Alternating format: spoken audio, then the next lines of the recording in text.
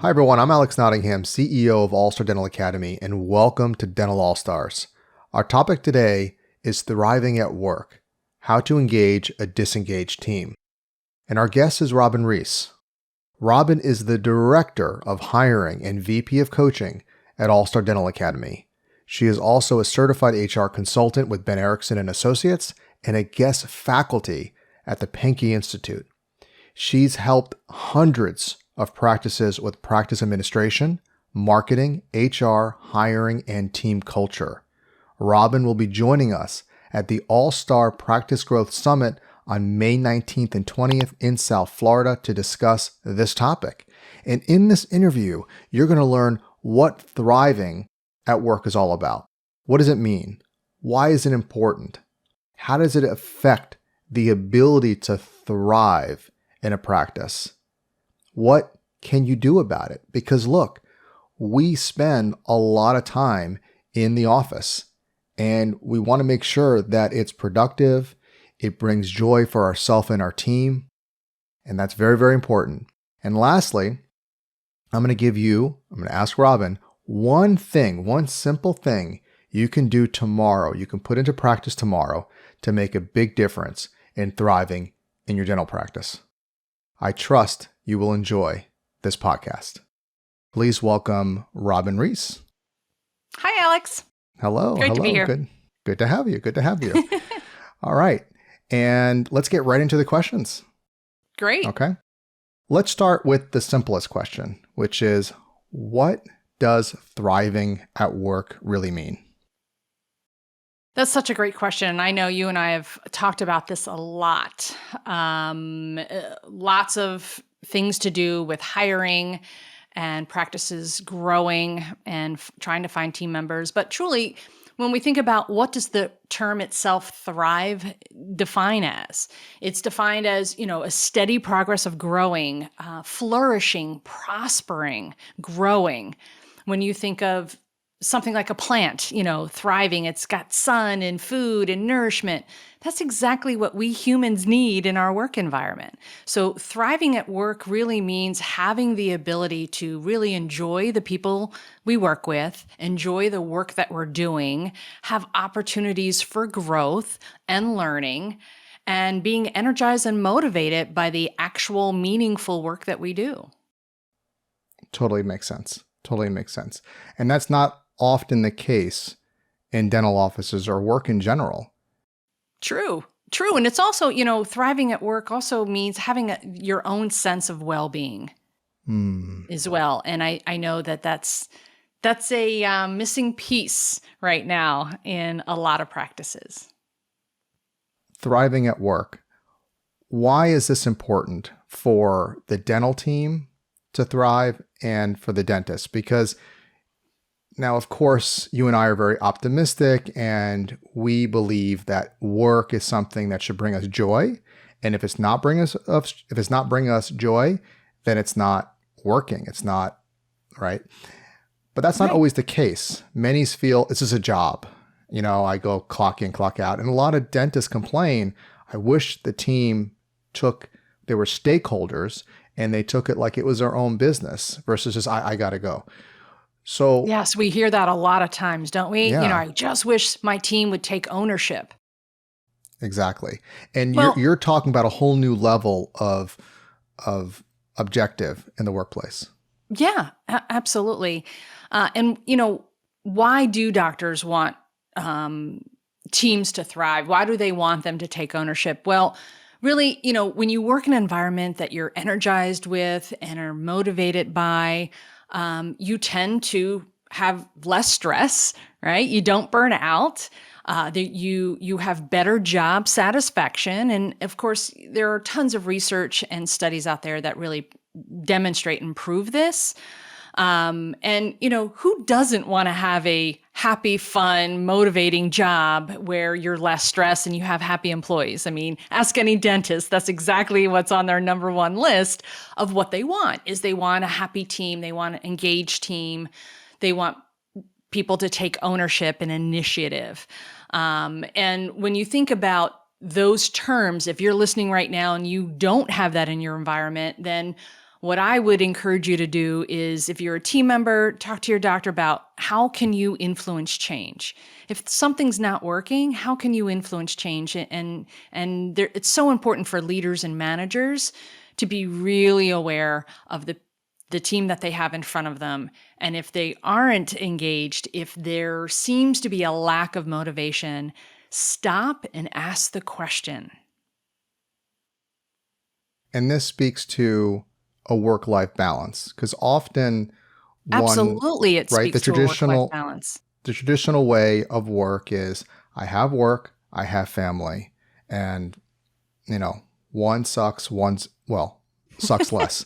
But Right. in general, the idea, again, being optimistic as we are, and from a lot of the research, the goal is to, since we spend most of our day at work for many years, why not make it fun? Why not make it enjoyable, part of that work-life balance, part of, gosh, now I'm getting psychological self-actualization and spiritual or personal growth as a part of that. So speak to me about that and what you found. What's funny, Alex, is I know you and I have had numerous conversations about, those self-affirmations and the mantras that we have and the meditation that we do. And there is such great value in that. And I know some people might be thinking, well, that's kind of voodoo, whatever. But we know that it's true because, again, research, psychology, all of it knows that it really starts with us, right? It starts within us. And we have to have that great sense of well-being and understanding I'm deserving of a good job. I'm deserving of a good wage, and I'm deserving of success and happiness. Of course, the state of hiring in dentistry right now, as we all well know, is the Wild West. Some parts of the country are doing really, really well with talent. Other companies or other parts of the country, it is a desert. And so we've heard this term too in the HR world and in a lot of articles about the quote quiet quitting, which really is talking about there are teams that are skeleton crews, positions aren't being filled, so people are being burdened with more and more and more responsibility. And because the practice business is already strapped financially, a lot more money isn't coming that way either. And so it's leading to burnout. And the quiet quitting is people staying, but just not going the extra mile anymore. They're doing the bare minimum. And truly, it's survival mode. And I think there's a lot of people that can relate to what survival mode is all about. It's doing the absolute bare minimum just to get by. And, we want to help teams get beyond that. They have to work through it. That's part of the adversity and being able to thrive or get to the other side where you thrive, where you are energized and motivated.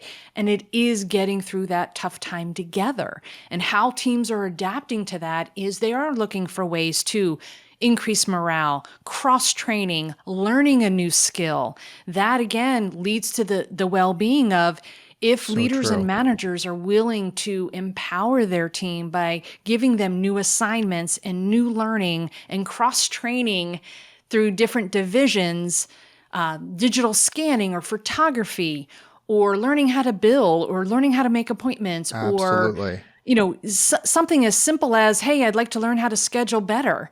It's really leading to teams that are being more engaged. And when Gallup just came out with a report that says pretty much 3/4 of the workforce are disengaged, that's a problem. That's a problem that we need to pay attention to. And the solutions can be so simple. Yeah, I'm thinking about whenever, this is also goes to happiness studies, that when you're learning a new skill, it helps with happiness. And we talked about before, right? Voodoo, whatever. What we look at is, what does the science say? What do the numbers say?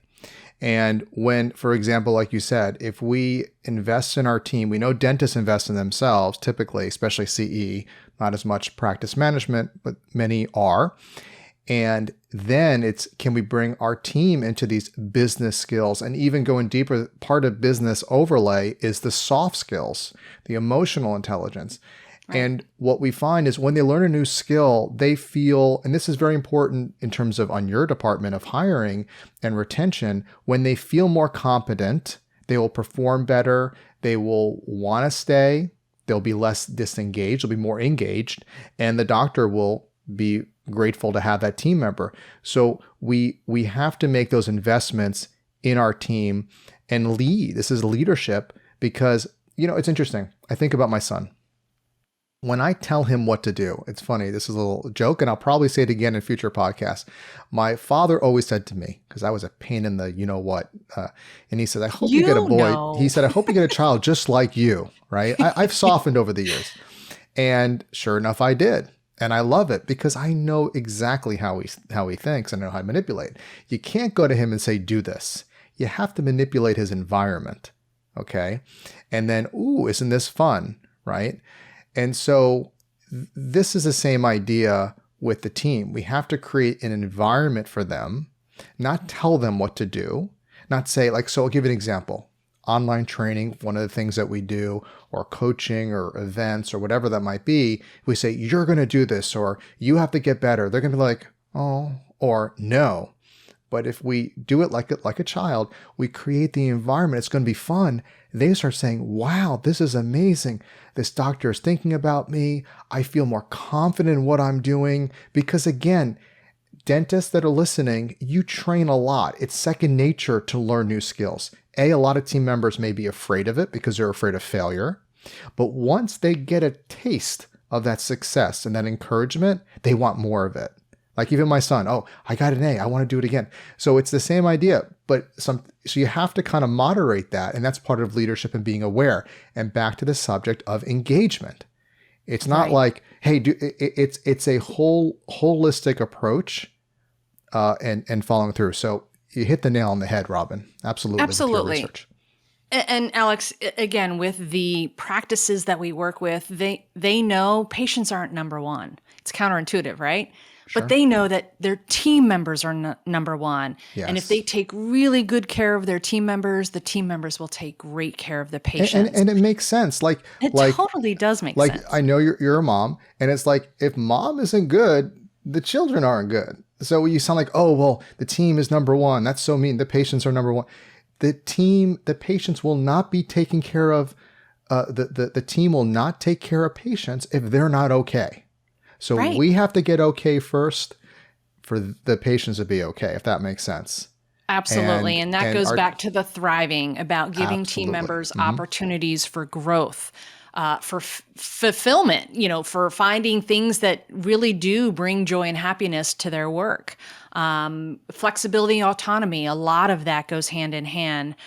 You talk about directing Zachary and, telling him what to do, and that doesn't go well.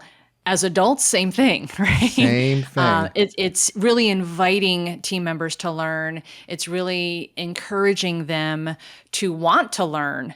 And that is through a very more creative approach than that authoritarian, you have to do this. And as my daughter always repeated to me was, well, you're not the boss of me. we're all kids when you go down to it. We're just, it's younger kids, older kids, or more seasoned kids. We're all kids. We all have a little kid inside, and we got to be mindful of that, right? Indeed. Heather gets, sometimes she'll get upset. She's like, oh, hurt my feelings or whatever. It's like, but you look like such a tough guy, but yeah, I'm still a little kid inside. I may look but inside we're little kids. Now, building on this, the office environment and your coworkers, how does the office environment and your coworkers affect your ability to thrive? Tell me about that. Well, and you did speak a little bit about it, but kind of build on a little bit more. Yeah, great question. And that really is at the heart of practices that thrive and those that don't.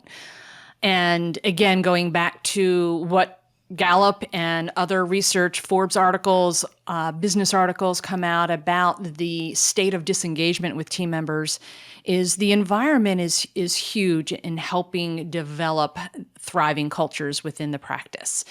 And those leaders and managers that get it, here's what they're doing. They're having, instead of exit interviews when people resign, they're having stay interviews. That's what they're Oh, called in good. the HR world, where they're having regular check-in conversations, not about work performance, not about, a project or a mistake you made. It is, hey, Alex, let's just spend 10 minutes. What's going on in your world? How can I best support you? What else can you, think of that you need from work that maybe you're not getting? It is just, I am connecting with you as a human, and I want to know, how can I make your job better? Just had a call with one of my hiring specialists, just checking in. Hey, how's it going? You mentioned on our last call you were super busy. Can I support you? What's happening in your world? How is work affecting your personal life?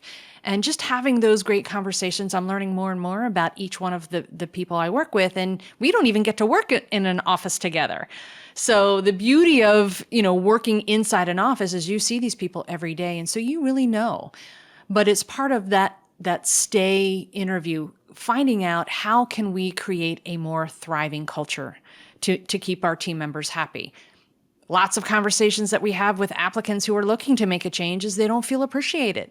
They're getting burned out. They're asking to do more things and just not getting the recognition and appreciation. And as we've always talked about, thank you goes a very long way. Thank Other you. practices are learning to do team building activities outside the practice, but also inside. Learning together is another great way for people to come together and get to know one another. Those teams that learn together, grow together. And I can build on that. That would be a good Yeah. time, because I had a Yeah, question sure. later to ask about is our Practice Growth Summit is May 19th and 20th. Correct. And it's going to be in beautiful Lago Mar in South Florida. And last year you were part of the core, as you always are, and you'll be here as well, building on this subject of thriving in the workplace.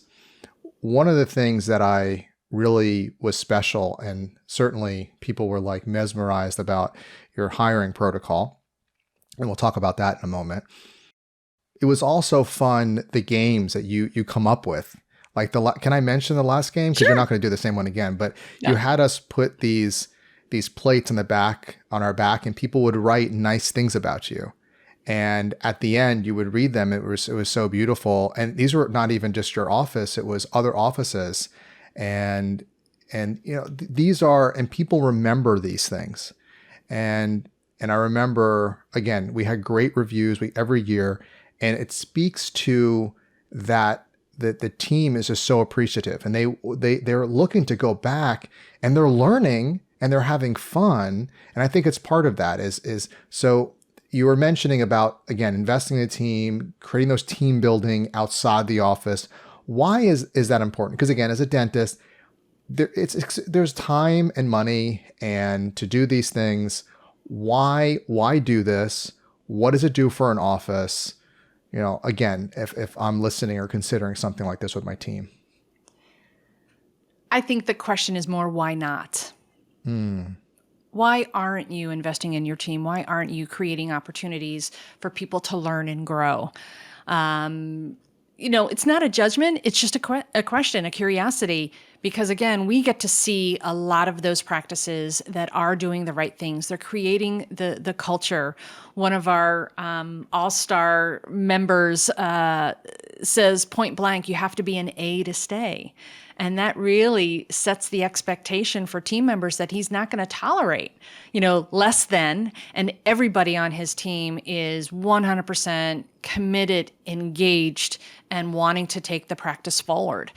And so that's, again, why leaders and managers really have to pay attention to who they're onboarding and who is on their team. Those practices that have long-term team members, 20, 30, 40 years, it still takes time and still takes intention to ask the question, how are you doing? How can I support you? What would you like to learn? And how can I make that happen for you? So it's, again, recognizing people as people and that they Right. have lives outside of the practice.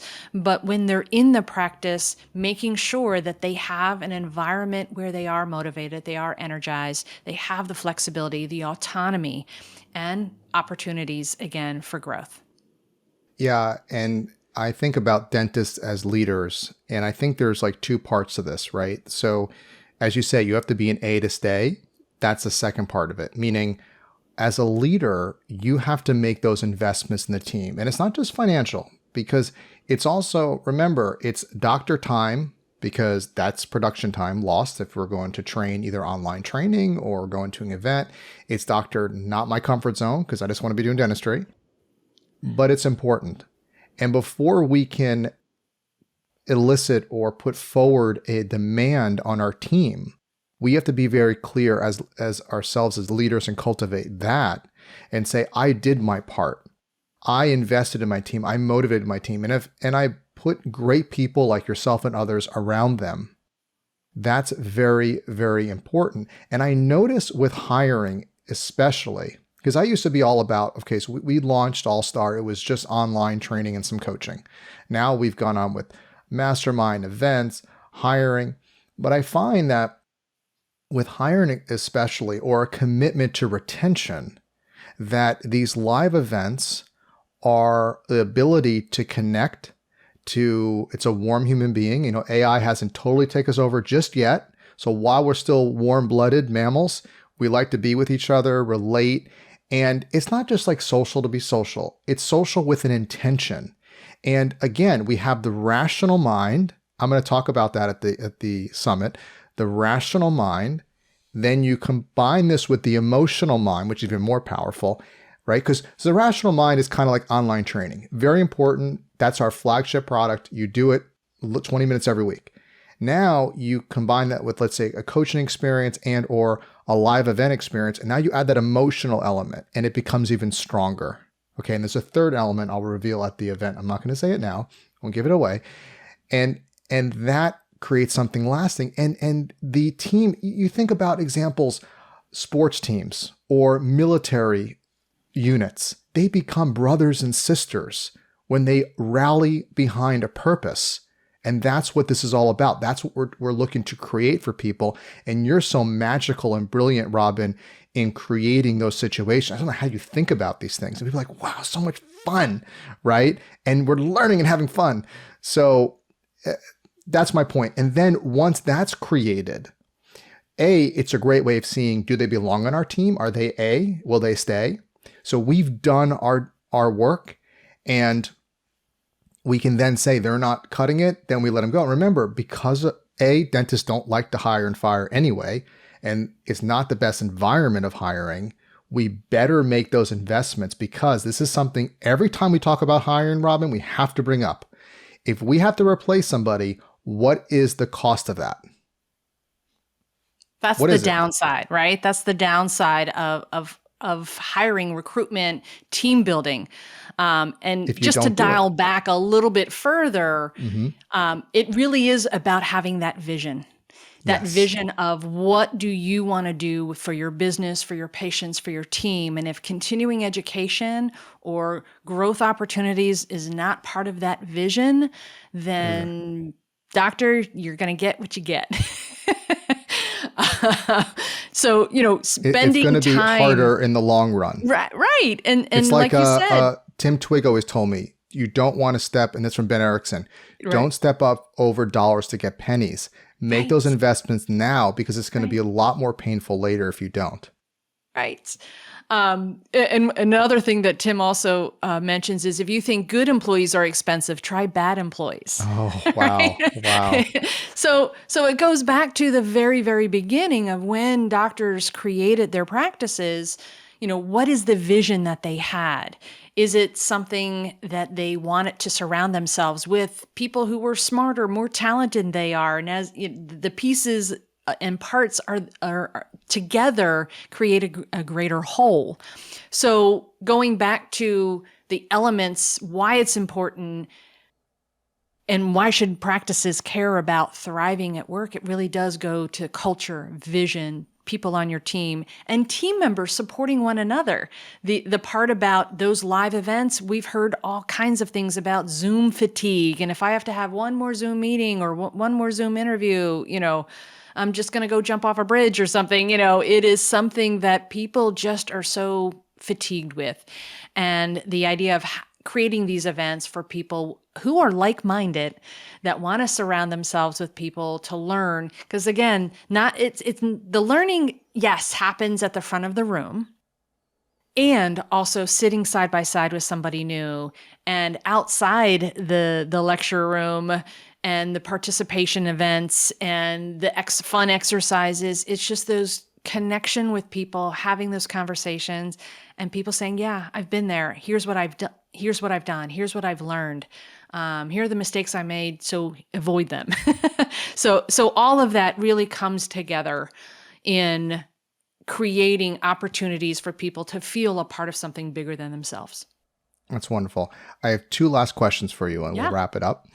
One is the hiring service. What is it? Because I know it's a big question for people. What does All-Star Hiring do? And then I'll have our final cool question before we end. Awesome. So All-Star Hiring is really about becoming an extension of the practice that we work with. We create job postings. We do all of the time-consuming pieces that practices just don't have the time or the brain power to do because they're short-staffed and they're doing multiple things. So we give them back the gift of time. And so we do all the screenings. We create the ad, we post it, we review the resumes, we do phone screenings, Zoom interviews, and get talented, qualified applicants in front of the doctor as soon as possible.